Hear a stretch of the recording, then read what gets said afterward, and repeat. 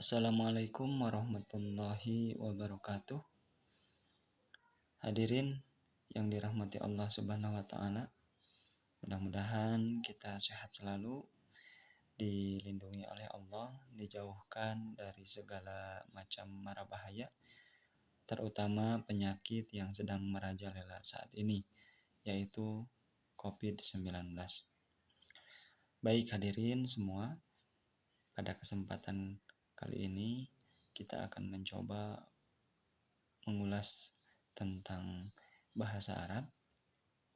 Lebih tepatnya kita pahamkan kepada para santri bahwa wabil khusus kepada santri pemula, anak-anak, bahwa mempelajari bahasa Arab itu tidak sulit atau sama dengan mempelajari bahasa Arab itu mudah. Ya, ternyata bahasa Arab itu mudah untuk dipelajari. Sama halnya seperti kita mempelajari bahasa Indonesia. Kenapa bahasa Indonesia? Ya memang kita berbangsa dan berbahasa Indonesia, kita samakan, kita korelasikan bahasa Arab dengan bahasa Indonesia agar lebih mudah untuk memahaminya, agar lebih paham, agar lebih cepat untuk memahami gramatika bahasa Arab. Kita samakan, kita sambungkan dengan gramatika bahasa Indonesia. Baik hadirin semua, di sini kita akan mengambil salah satu contoh kitab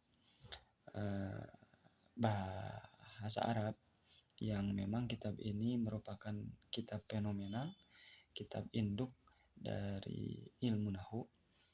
Kita tidak asing lagi dengan kitab ini karena kitab ini di kalangan para santri sangat dikenal sekali atau wajib dikaji. Salah satu contoh kitab yang mempelajari kitab gramatika bahasa Arab adalah kitab Jurumiyah karangan Syekh Son Haji. Nah, kitab ini mudah dipelajari karena memang bahasanya yang sangat ringkas, langsung to the point, kepada inti dari pembahasan. Para pelajar pemula, para santri pemula memang sangat direkomendasikan untuk mempelajari kitab ini. Karena apa? Karena tadi bahasanya yang ringkas, mudah dipahami, dan langsung kepada inti dari pembahasan.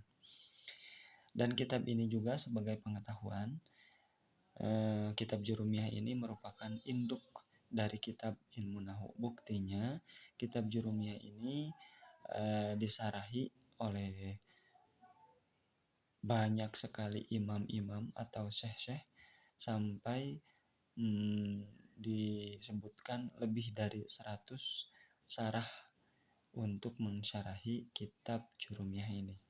Sangat luar biasa sekali. Jadi kita ambil contoh untuk mempelajari gramatika bahasa Arab dari kitab Jurumiyah ini. Namun sebelum kita berlanjut, alangkah baiknya kita mengenal dulu kitab Jurumiyah ini, profil dari kitab Jurumiyah ini seperti apa. Baik hadirin semua, ini adalah sekilas tentang profil kitab Jurumiyah. Kitab Jurumiyah ini pengarangnya adalah Syekh Son Haji atau Abu Abdillah Muhammad bin Daud As-Son Haji, atau sering disebut dengan Syekh Son Haji. Beliau merupakan Imam Masjidil Haram, Imam Mekah pada saat itu. Beliau lahir di kota Fes, negara Maroko ya. Di kota Fes, negara Maroko pada tahun 672 Hijriah. Dan beliau wafat pada tahun 723 Hijriah.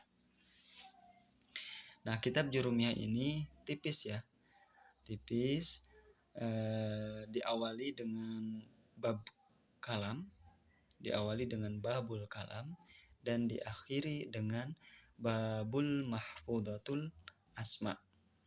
Boleh yang punya kitab Jurumiyahnya dilihat saja, itu pasti awalnya babul kalam dan akhirnya babul mahfudzatul asma itu merupakan inti pembahasan dari ilmu nahwu.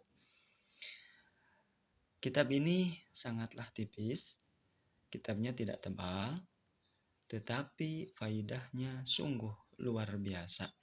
Maka dari itu sering disebut dengan induknya ilmu nahwu. Dan ada beberapa hal yang unik yang menurut saya sangat unik ya. Apa? Kitab Jurumiyah ini tidak dibubuhi mukodimah panjang seperti kitab-kitab pada umumnya. Nah, langsung kepada inti pembahasan yaitu babul kalam. Baik hadirin semua, ini sesingkat saja sejarah tentang kitab ini. Dikarang oleh pengarangnya yaitu Syekh Sun Haji di depan Ka'bah di Mekah. Menurut riwayat bahwa beliau mengarang kitab ini dengan 1 kali tulisan. Maksudnya seperti ini. Maksudnya beliau mengawali tulisannya langsung pada saat itu mengakhiri tanpa ada jeda sedikit pun. Jadi langsung beres. Tulisannya langsung beres. Setelah itu, setelah tulisan beliau beres, yakni menulis kitab Jurumiyah ini selesai, beliau menuju laut. Ya, setelah itu beliau menuju laut untuk menguji, melempar kitab ini ke laut. Seraya berkata kira-kira seperti ini. Ya Allah ya Rabb, apabila saya menulis kitab ini dengan berdasarkan mengharapkan keridhaan dan keikhlasan, maka kitab ini akan bermanfaat sampai hari kiamat dan kitab ini akan kering. Dan pada saat itu kitabnya dilemparkan ke laut. Dan ketika diangkat, Allahu Akbar ya, kitabnya masih kering. Dan buktinya pada saat ini sampai hari ini, sampai detik ini, kitabnya masih dikaji oleh kita. Itu merupakan bukti bahwa memang benar-benar kitab Jurumiyah ini, kitabnya tipis tapi bermanfaat, mendapatkan ridho Allah Subhanahu wa Ta'ala. Dan insya Allah sampai hari kiamat oleh para santri dikaji. Dan ada selenehan dari santri itu, apabila ada ustadz yang walaupun sorbannya itu 7 meter, kalau tidak mengkaji kitab Jurumiyah, itu tidak sah untuk menjadi ustadznya. Itu ya. Baik, itu hanya sekilas tentang profil kitab Jurumiyah. Hadirin sekalian, di sini tadi kembali lagi bahwa kita akan menekankan, memahamkan kepada para santri bahwa gramatika bahasa Arab itu sangatlah mudah. Kita samakan dengan bahasa Indonesia agar lebih memudahkan kita untuk memahami bahasa Arab. Nah, dalam kitab Jurumiyah, bab awal itu bab kalam. Nah, kita langsung saja. Bab kalam ini, apa itu kalam? Kalam ini sama dengan kalimat sempurna. Jadi sekali lagi, kalam ini sama dengan kalimat sempurna dalam bahasa Indonesia. Oke, di dalam kitab Jurumiyah, kalam terbagi ke dalam 4 syarat, yaitu lafadz, murokab, mufid, dan wadho. Jadi, syarat dari kalam itu ada 4. Lafadz, murokab, mufid, wadho.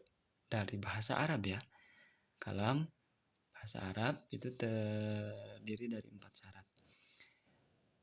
Yang namanya syarat apabila satu saja tidak terpenuhi maka tidak disebut kalam. Baik, kita ulas satu persatu. Lafadz. Lafadz ini adalah kita maknai dengan kata. Lafadz ini sama dengan kata kalau dalam bahasa Indonesia. di mana di dalam kata terdapat huruf alfabet. Maka di dalam bahasa Arab juga, lafaz juga harus terdiri dari huruf-huruf hijaiyah. Jadi lebih pahamnya, agar lebih memahami, kita lafaz ini sama dengan kata kalau dalam bahasa Indonesia.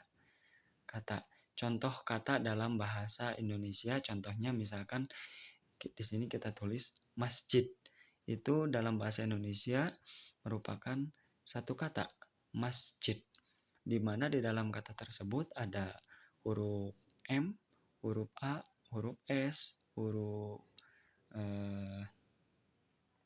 C, huruf I, sama huruf D. Nah, di dalam bahasa Arab juga ini sama. Ada kata, cuman disebutnya lafad. Contohnya lafad tadi masjidun. Ada huruf mim, ada huruf sin, ada huruf jim, dan ada huruf dal. Begitu ya, itu lafad. Ringkasan singkat tentang lafad. Yang kedua tentang murokab. Murokab itu sama dengan penggabungan beberapa kata atau penggabungan beberapa lafad. Contoh, dalam bahasa Indonesia ada kalimat sekolah itu bagus. Itu merupakan gabungan dari kata-kata. Kata sekolah, kata itu, dan kata bagus. Maka digabungkan menjadi sekolah itu bagus. Nah, dalam bahasa Arab sama, penggabungan kata disebut murokab. Contohnya, madrasatun jamilatun. Lafad madrasatun digabungkan dengan lafad jamilatun. Jadi terdiri dari dua lafad, madrasatun jamilatun.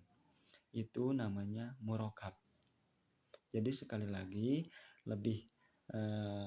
agar lebih dipahami bahwa murokab itu sama dengan penggabungan kata-kata atau lafad-lafad. Baik ya. Yang ketiga ada mufid. Mufid ini adalah kalimat yang memberikan arti atau makna yang sempurna. Maaf ya, di sini kurang kata kalimat. Mufid adalah kalimat yang memberikan arti atau makna yang sempurna. Jadi kalau tidak memberikan makna yang sempurna, tidak disebut sebagai kalam. Tidak disebut sebagai kalimat sempurna. Sebagai contoh kalimat sempurna adalah dalam bahasa Indonesia ini ya. Saya pergi ke sekolah. Itu merupakan kalimat sempurna. Saya pergi ke sekolah. Maksud dari kalimat sempurna ini, ketika kita membicarakan kalimat ini kepada pendengar, maka pendengar tidak menantikan lagi kalimat selanjutnya atau puas dengan kalimat kita. Saya pergi ke sekolah, maka mereka langsung paham makna dari kalimat yang kita bicarakan atau kita tuliskan. Itu merupakan kalimat sempurna. Atau dalam bahasa Arab, contohnya, ana adhabu ilal madrasah. Saya pergi ke sekolah, sama saja maknanya ya. Ana adhabu ilal madrasah. Itu sudah memberikan makna yang sempurna atau sudah mufid. Karena ketika pendengar sudah mendengarkan ucapan kita, dia itu sudah paham. Tidak menanti lagi kalimat-kalimat selanjutnya. Berbeda dengan kata, andai kata ini ya, contoh kalimat yang tidak sempurna. Dalam bahasa Indonesia misalkan seperti ini. Jika saya pergi ke sekolah, maka itu tidak disebut kalimat sempurna. Karena apa? Karena memang maknanya belum sempurna. Coba diperhatikan. Contohnya, jika saya pergi ke sekolah, itu belum memberikan makna sempurna.